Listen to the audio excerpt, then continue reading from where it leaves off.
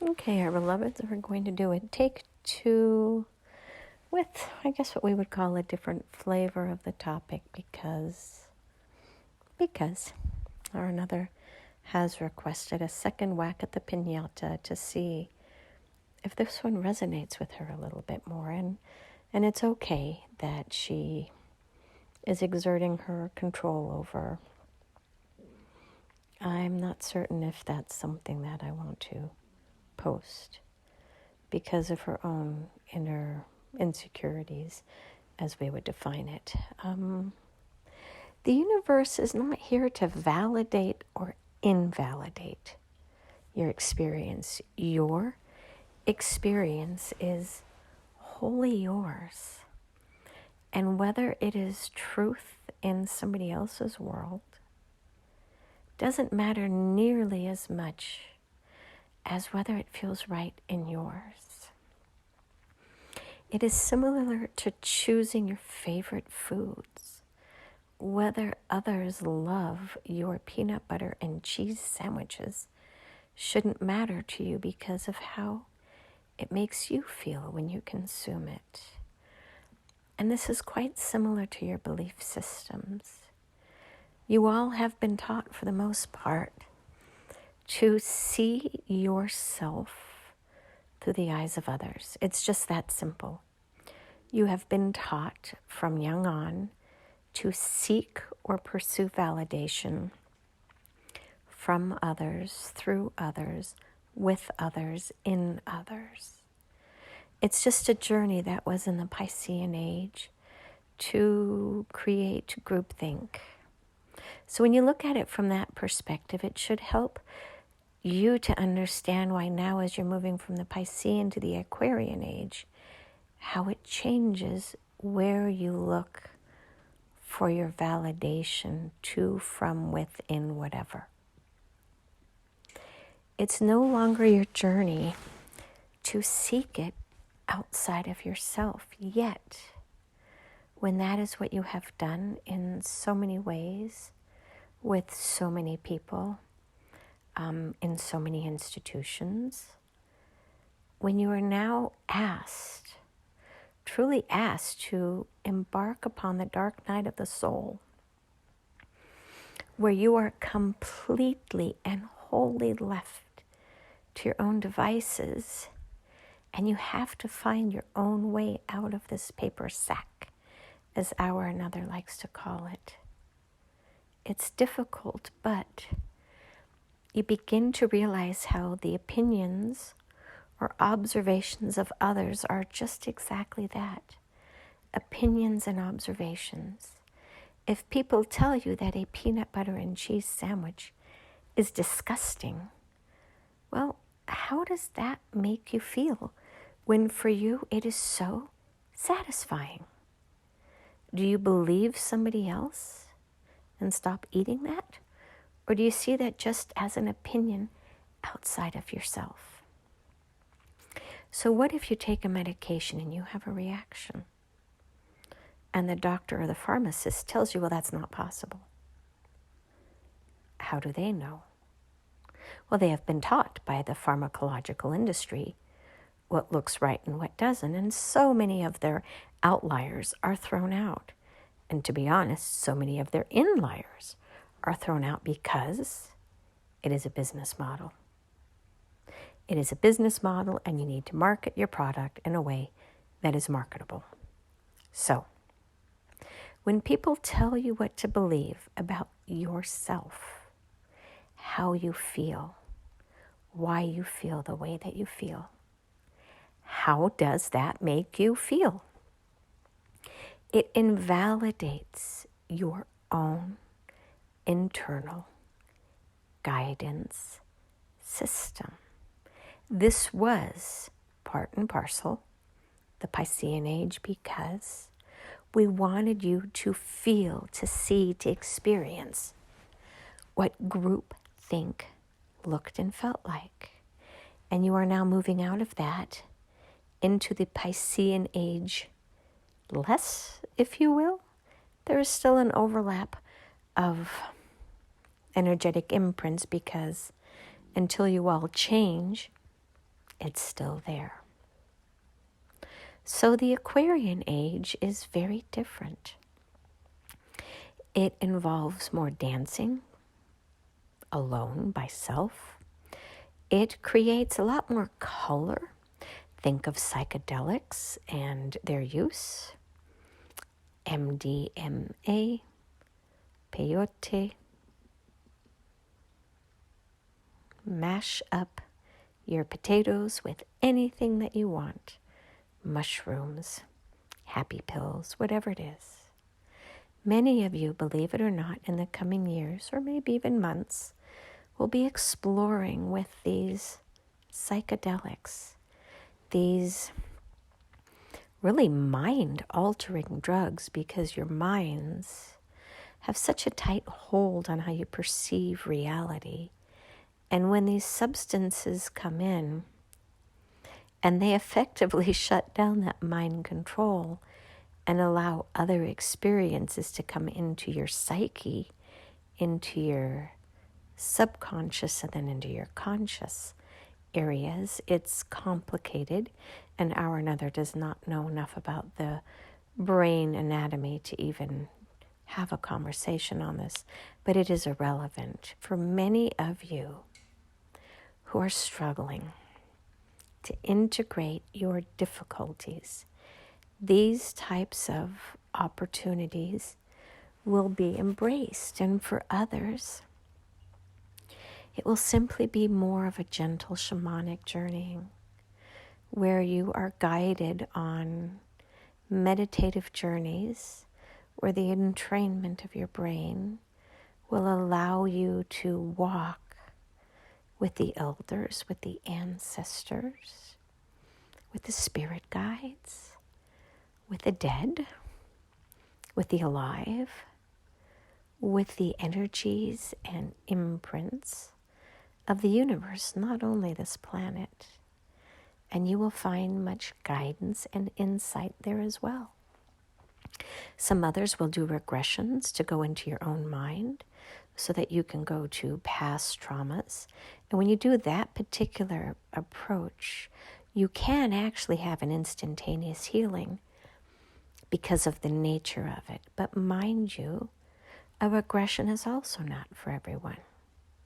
You will know.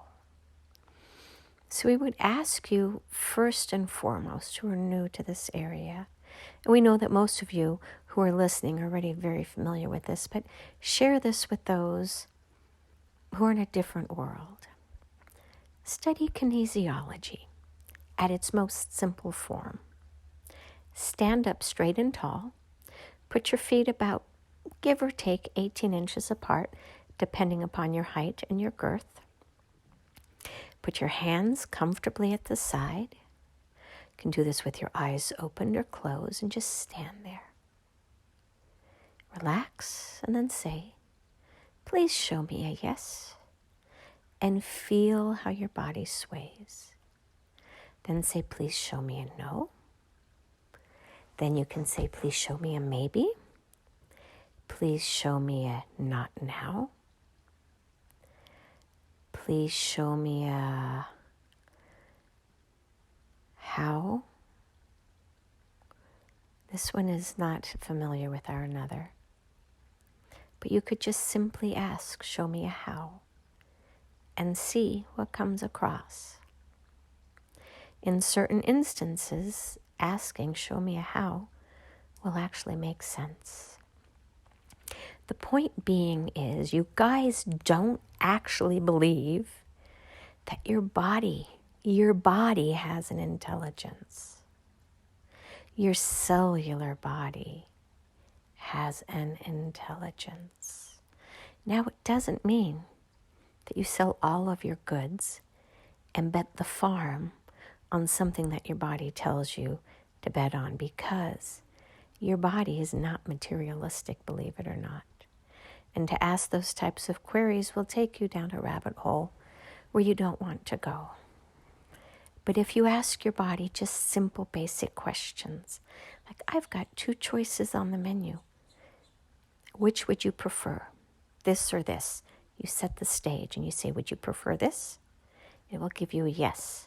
Yes, and would you prefer this? Most likely it will be a no, but possibly it is a yes. Well, then you look at how strong and firm is your yes. Which ones seem to have greater energetic imprint behind it? Begin to learn to read the energy of your own body. It is there for the taking. It is free, and you are welcome to discount it and say, I don't feel like I should follow this guidance system right now, but at least play with it. Sit with it and see what it feels like when your body tells you what it wishes to share with you. You could ask a simple thing like, should I watch horror movies? Do you like watching horror movies? And just see what it says. Our another is not well suited for horror movies because of how it imprints her own body. But she already knows this. You could say something like, should I buy that plant? And point to the plant or visualize it in your mind's eye. You can ask simple things like, do I love my child? And name it by name. And feel your body respond. There's so much that you all have not explored because you believe things outside of yourselves to be true, instead of going within and just exploring. And once you get into this intuitive way of asking, you can dig a little deeper. You can go a little further into the rabbit hole, but only where it feels safe for you. Don't allow anyone else to push you where you don't want to go, where you're not ready to go. But do inquire within, even if the church tells you you're going to go to hell.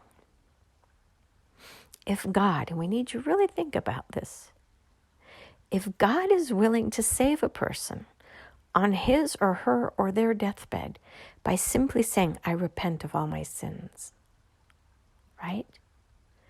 Why would you querying your own body cause you to go to hell when you could right after, right? You could right after say, I repent of all my sins. It makes no sense. Use some logic and intuitive knowing to override those pieces of humanity's associations with the afterlife, to figure out, most importantly, what really resonates within you. Find that loving space within you, because that is where all healing begins.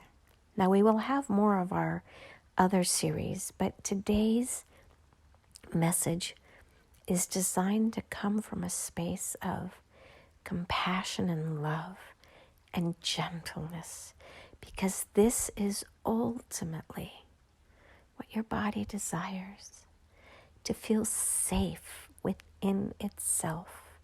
And the more you can connect to that inner part of you, to figure out what yourself really seeks in order to feel safe.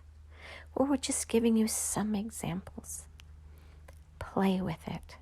And the beauty is, if you're thinking of doing more extreme measures to connect to self, before you go down that path, maybe do the kinesiological approach, because you may be really interested in doing something. But when you ask your subconscious or your cellular body, your body may give you a no or not now. And keep in mind, you can also use your body, what we would call like a clock pendulum, with 12 straight ahead, 6 directly behind you, 3 to the right, and 9 to the left. And you could say, if I were to do, and then you ask whatever substance it is, when would you desire for me to do that? And ask them to show you on your pendulum. And then you could say, month is this direction, year is this direction, decades is this direction, and days another one. And you can designate on your body if you were a pendulum, where you would want that answer to be, and then double and triple check it, and remember to always calibrate your pendulum. Ask things like, my name is, and see if you get a yes or no to make certain that you're really tuning into the accurate answers which your body desires to give you. And if you find this fascinating, then we encourage you to go and explore kinesiology on the internet, because there's so many different forms, but the standing pendulum is the easiest, just to show you that there is a response of sorts to maybe draw you in to explore just a little bit further. But most importantly, we want you to find a voice, a feedback system that honors you and makes you feel good about yourself. And realize your journey here is not to avoid all pain and suffering. Your journey here is to explore what it is that you are meant to experience and to find the greatest appreciation for it, while not denying what you're actually going through. And the more you can tune into that reality of fully experiencing the pain, and if need be the suffering, but transmuting it into a healing experience, therein you will find the solution on how to move from the Piscean to the Aquarian age. It's not rocket surgery, as a local said. It's just simple science, believe it or not. And so it is. Namaste.